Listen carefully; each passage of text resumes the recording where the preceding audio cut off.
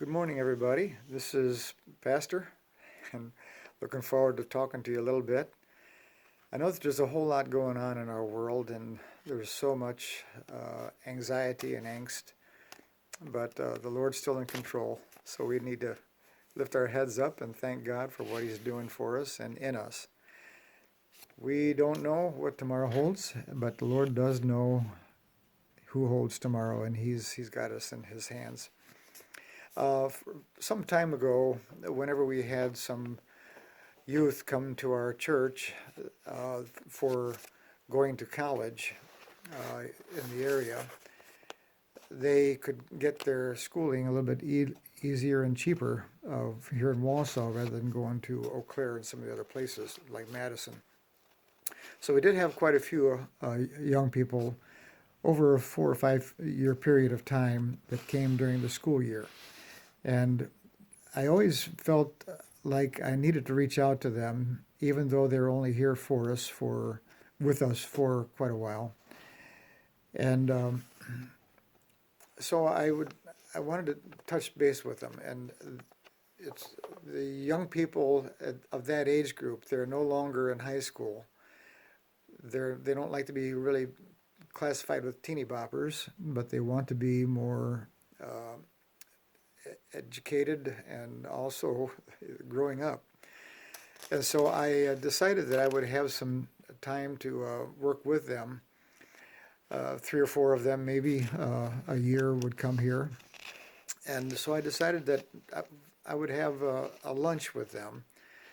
And we would just, maybe about 30 minutes during the daytime, during the lunch hour, we would meet at the mall. I'd give them a couple of bucks, and they'd go and buy their lunch, and we'd sit and we'd have a talk. And I always had a brief Bible study of some sort that was related to them. So that's what we did, and we had some wonderful times together. Really great young folks. Again, they were not high schoolers, and yet they weren't really in the marriage age or whatever like that. They were still getting their education. So we had a good time. I worked up some Bible studies during those times, 15, 20 minutes that they would eat, I would eat, and we'd have a good time, and then we would just go with a short Bible study. So I've got some things here that I've used in those times. And I'm right now, with all the conflict and all the anxiety that we have in the world that we're living in, and the economy, and also certainly the health issues. So I thought I didn't want to preach like everybody else is preaching.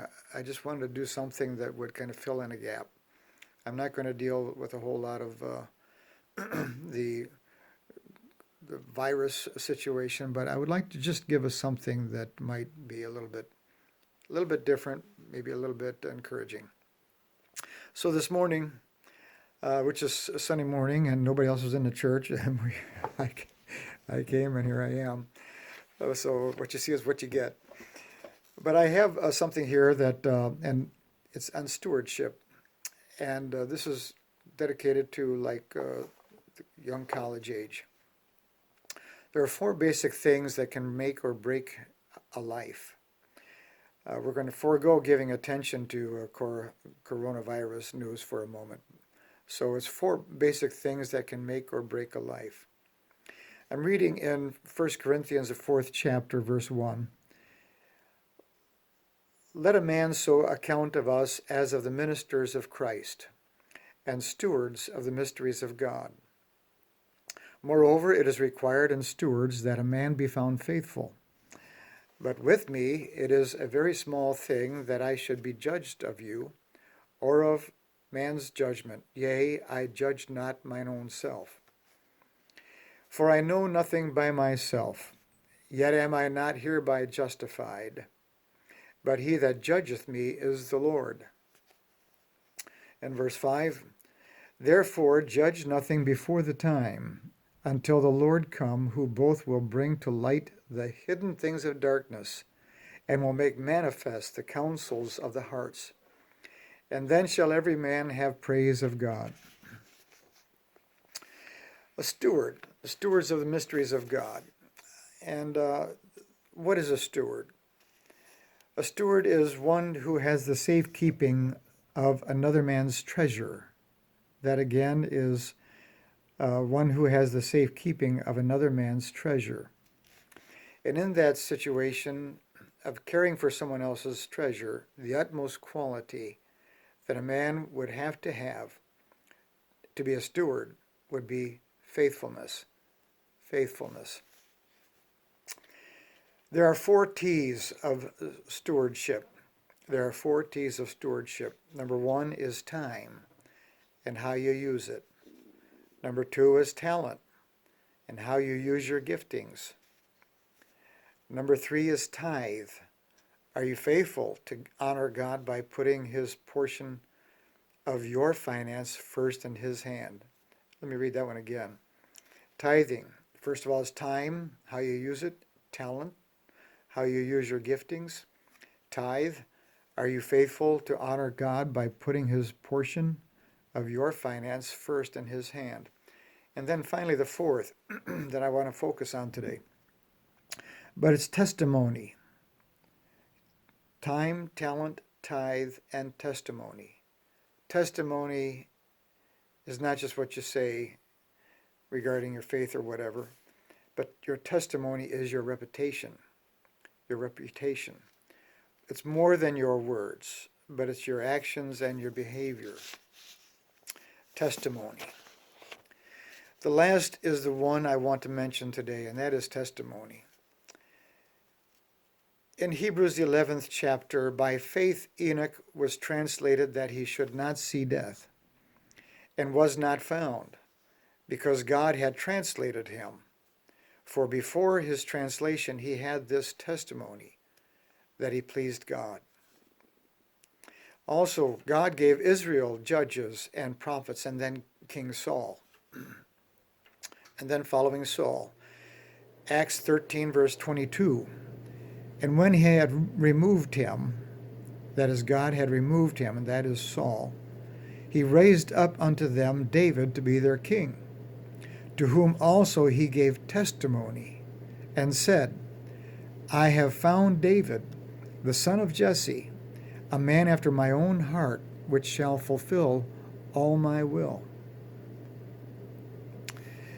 In Acts the 6th chapter, verse 3, there's a qualification measure here. We read, Wherefore, brethren, look ye out among you 7 men of honest report, an honest report, full of the Holy Ghost and wisdom, whom we may appoint over this business. And the 12 disciples, by the way, did not have time to manage the finance that came in that new Pentecostal church in the book of Acts. And they did not know, really, they didn't have time to worry about how to spread its needs. They were receiving the finance, and so they had to have somebody else to choose 7 good men to take care of it. And these men were the ones that were chosen, that they were designated as 7 men of honest report. Honest report. That's Acts 6, verse 3. Acts 13:22, he gave testimony regarding David. Acts 6:3 talks about an honest report. Here we are in Acts the 10th chapter and verse 22. And they said, Cornelius the centurion, a just man, and one that feareth God, and of good report,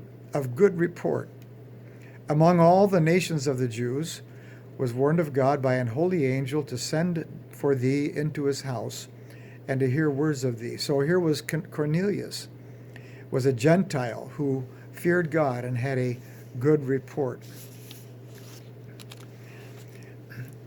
2 more references. Acts the 22nd chapter and verse 12. Here also there was one Ananias, a devout man according to the law, having a good report of all the Jews which dwelt there. So Ananias was one that had a good report of all the Jews. And finally, in 1 Timothy, the 3rd chapter, and verse 7, talks about a bishop, an overseer who would take care of a church work, and what must he be and what must he have. And so Paul writes to Timothy, the younger man, and he says, "Moreover, he must have a good report of them which are without, or outside of the fellowship. Moreover, he must have a good report of them that are without, lest he fall into reproach and the snare of the devil." It takes about 20 years to build a reputation and 5 minutes to ruin it. If you think about that, you'll do things differently. And that's what Warren Buffett said, an American investment entrepreneur. He said it takes 20 years to build a reputation and 5 minutes to ruin it. If you think about that, you'll do differently. Warren Buffett. Another quote. "The great difficulty is first to win a reputation, the next to keep it while you live, and the next to preserve it after you die, when affection and interest are over. And nothing but sterling excellence can preserve your name. Never suffer youth to be an excuse for inadequacy, nor age and fame to be an excuse for indolence." That quote is from Benjamin Haydon, a British artist, in 1846. Ben Franklin. Ben Franklin was a wonderful man, and he had a way about him, and he could also quote a quote and leave it be. Ben Franklin said, "Glass, china, and reputation are easily cracked and never mended well." And isn't that the truth? One more. This is a British clergyman named Joseph Hall. And he wasn't just yesterday. I think he was around 1656.